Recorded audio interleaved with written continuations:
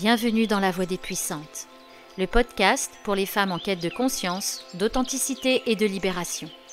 Je suis Estelle Ruiz, astrologue, thérapeute d'obsidienne et accompagnante holistique. Mon rôle est de t'aider à te reconnecter à ta vérité et à ta puissance intérieure. Dans ce podcast, nous allons explorer l'astrologie, la mémoire transgénérationnelle et les archétypes féminins pour comprendre et dépasser nos blocages.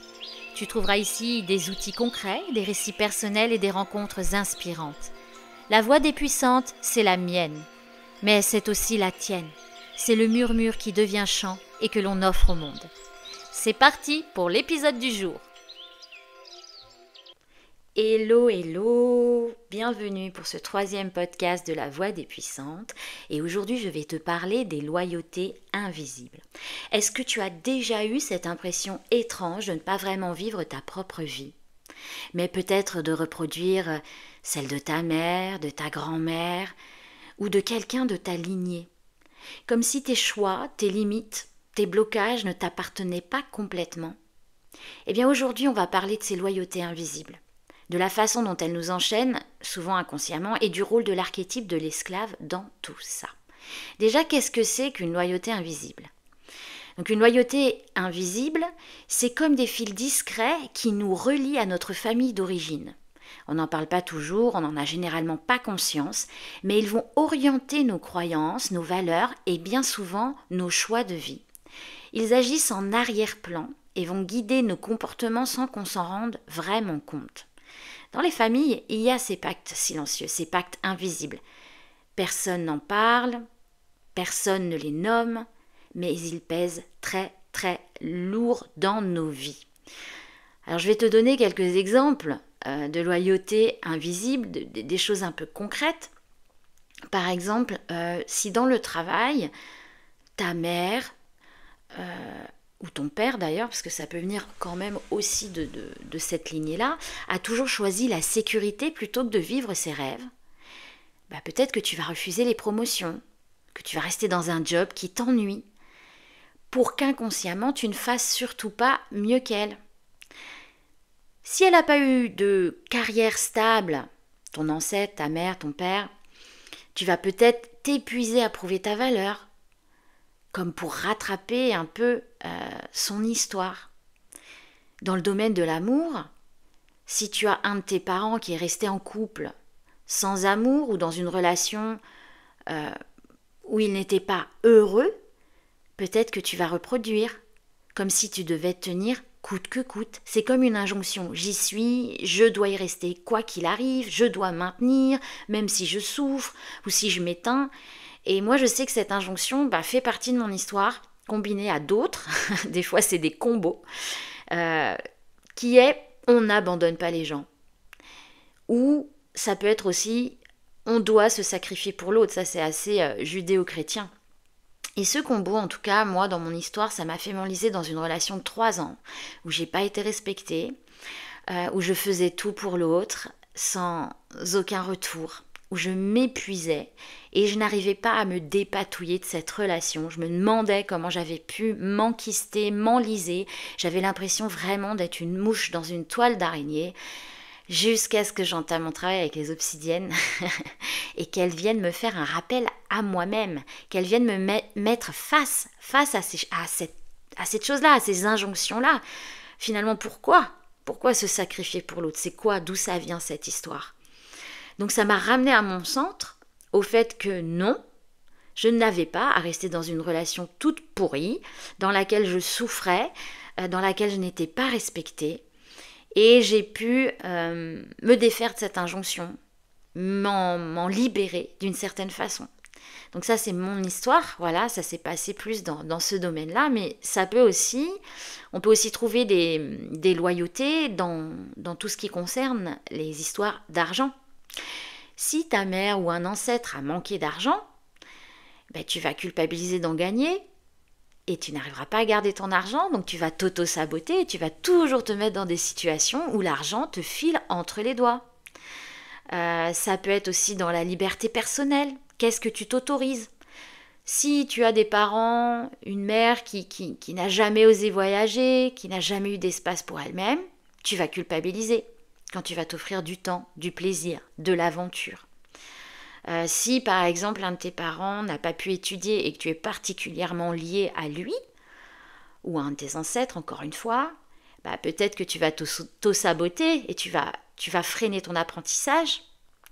Ou au contraire, il y a aussi des phénomènes de miroir qui vont faire que tu vas accumuler les diplômes, les formations pour réparer dans tout ce qui a été cité avant. Il y a aussi ce phénomène-là. Hein.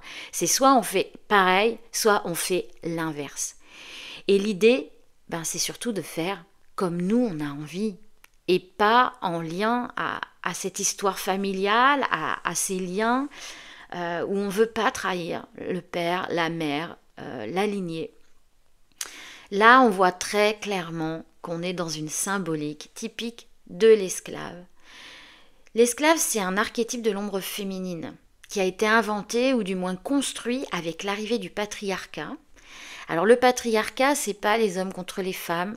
J'ai vraiment envie de le répéter et de le répéter souvent, quand bien même les femmes le subissent plus, soyons clairs. C'est un système qui est basé sur la violence, qui est basé sur la force, sur la peur, sur la honte et sur la culpabilité et la loi du plus fort. Et ce système-là, qu'on en ait conscience ou pas, qu'on le nie ou pas, parce qu'il y a énormément de déni de ce système, et notamment chez les femmes, parce qu'on est éduqué pour justement incarner ces archétypes de l'ombre féminine, comme l'esclave, comme la mère sinistre, comme la petite fille. Et donc ces archétypes qui vivent en nous, malgré nous, et qui sont là depuis des générations et des générations, qui sont dans notre inconscient collectif,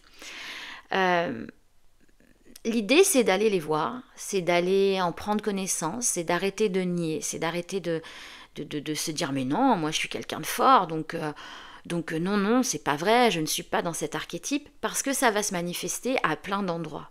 Évidemment, il y a des personnes chez qui ça se manifeste extrêmement fort et on le voit comme un nez rouge de clown sur la figure, mais en chacun de nous, c'est infusé et parfois de façon très subtile. Je vais te donner quelques phrases. Écoute-les bien et demande-toi si tu les dis intérieurement, si tu les vis intérieurement. Donc les phrases qui sont préférées de cet archétype-là, dans d'autres podcasts, je te parlerai des autres archétypes. L'archétype de l'esclave, ses phrases préférées, c'est « de toute façon, j'ai pas le choix. Si je le fais pas, qui le fera ? Je dois aller au bout des choses, coûte que coûte, quand bien même ça m'éteint. Non mais là, je peux pas dire non, je peux pas dire non. Je ne peux pas décevoir. De toute façon, c'est plus simple si je le fais moi-même. Je dois rester forte, quoi qu'il arrive. Non mais moi, ça peut attendre, mes besoins, c'est pas grave. On va déjà faire passer les enfants, le mari, les parents, les animaux avant nous. Ah, j'ai pas le droit de me plaindre quand même, ma vie elle est sympa. Non, mais je vais rien demander parce que je veux pas déranger. Je dois rester à ma place. Faut pas que j'en fasse trop, faut pas qu'on me voie trop. Je veux pas être prétentieuse. Dis-moi, ça te parle tout ça ? Combien de phrases comme celle-ci est-ce que tu coches ? Combien de fois tu te répètes ces phrases-là dans ta tête ? Combien de fois tu fais passer les besoins des autres avant les tiens ? Combien de fois tu te sacrifies ? Donc cet archétype, il peut s'être formé parce que ta mère était comme ça, parce que ta mère t'a éduqué comme ça, ou ton père, parce que dans ta famille, c'est comme ça. Mais même quand c'est pas comme ça, c'est inscrit dans ton inconscient. Et du coup, c'est la notion de aimer égale se sacrifier qui est présente.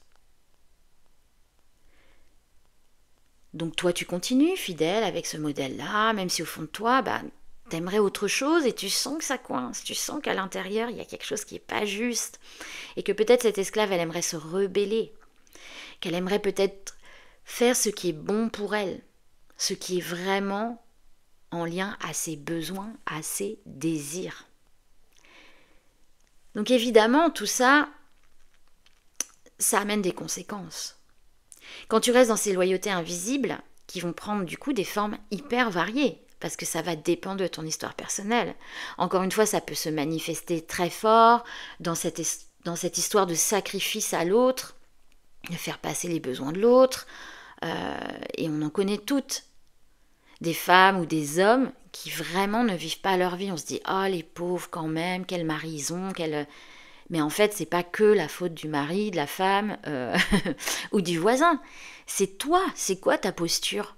À quel moment tu crées et tu mets tes limites? À quel moment tu te respectes? Et encore une fois, c'est pas forcément que pour des personnes faibles. Enfin, moi, je vois mon cas.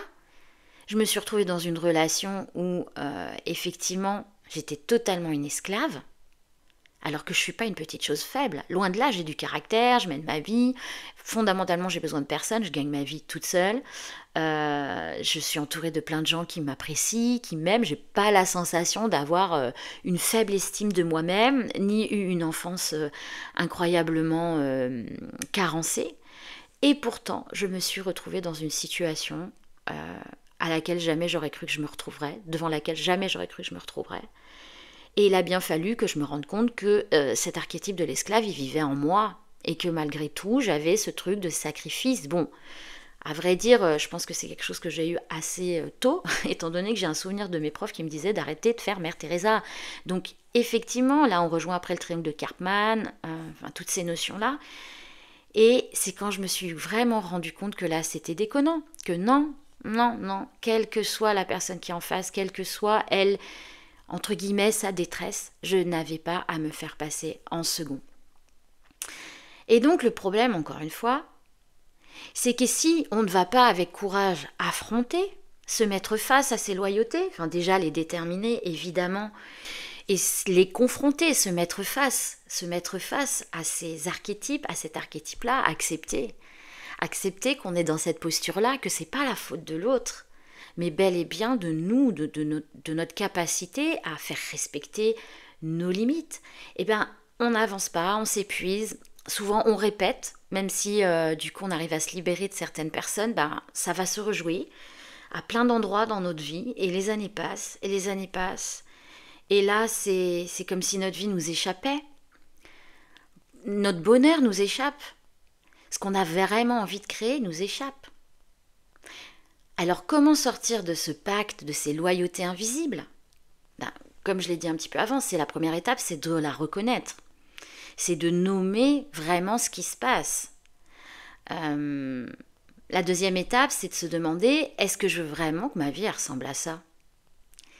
Et du coup, qu'est-ce qui, moi, me met en joie?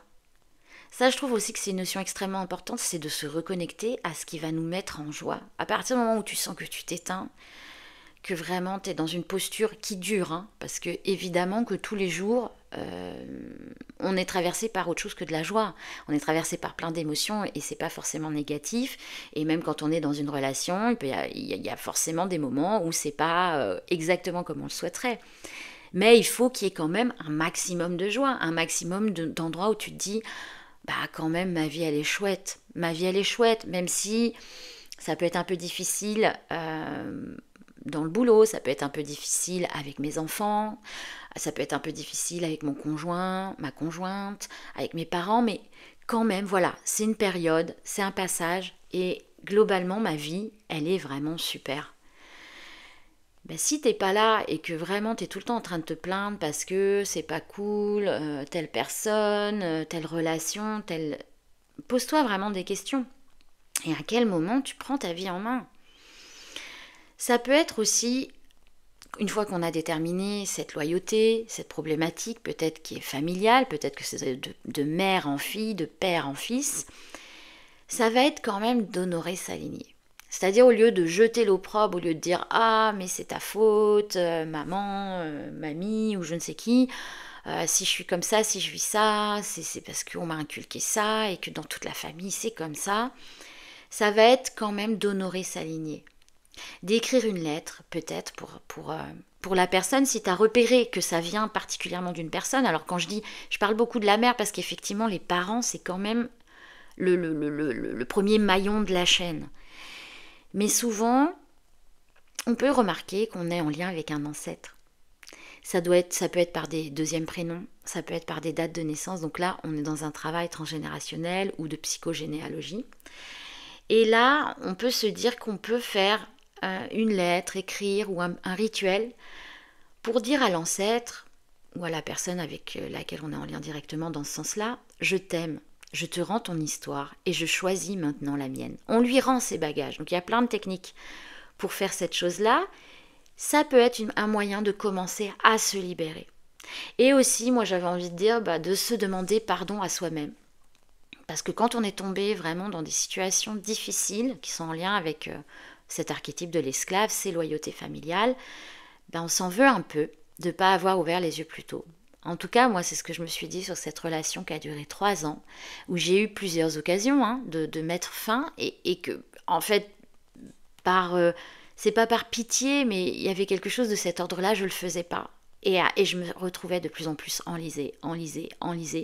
Et après, tu te dis, ouais, mais quand même, j'ai fait des efforts, j'ai commencé à construire, j'ai mis du temps, j'ai mis peut-être de l'argent, j'ai mis de l'investissement. Et là, tu te dis, non, je peux pas laisser ça comme ça. Et en fait, si.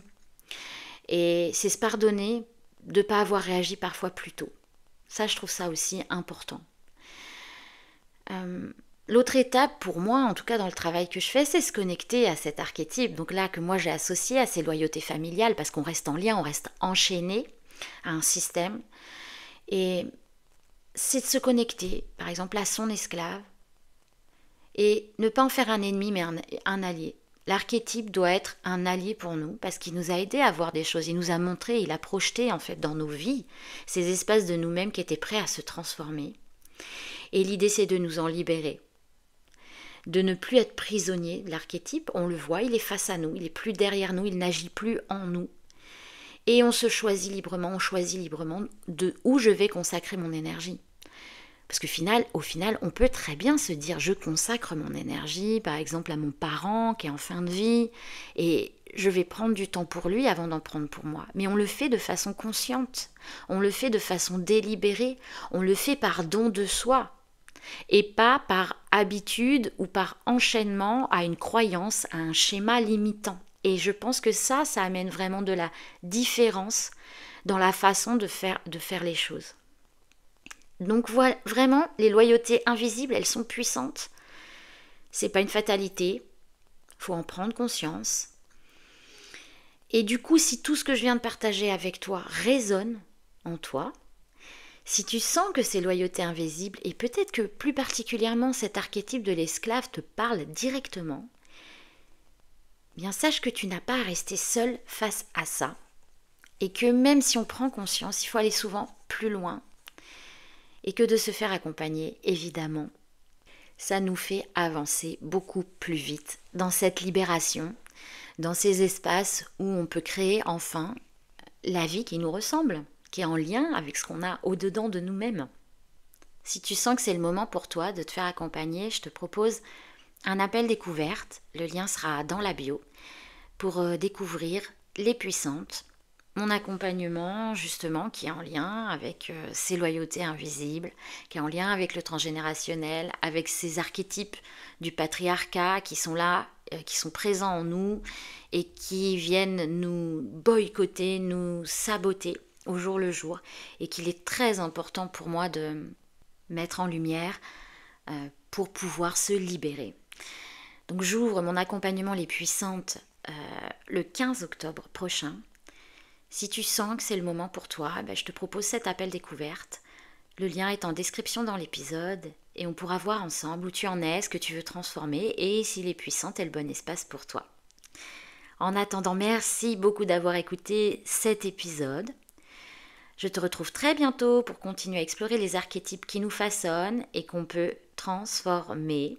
N'hésite pas à me poser tes questions, à commenter cet épisode. J'y répondrai avec grand plaisir, que ce soit sur la plateforme où tu l'auras écouté ou sur Instagram. Et je te dis à très vite. J'espère que cet épisode t'a plu. S'il a fait écho en toi, je t'invite à t'abonner pour ne rien manquer des prochaines aventures de la Voix des Puissantes. Et si tu penses qu'il peut aider une amie, n'hésite pas à le partager. Pour continuer la conversation, rejoins-moi sur Instagram, @EstelleRuizAstro. J'ai hâte de te lire et de découvrir tes réflexions. Tu peux retrouver toutes mes ressources sur mon site internet ou via mon Linktree dans la description de cet épisode. Je te dis à très bientôt, ici ou ailleurs.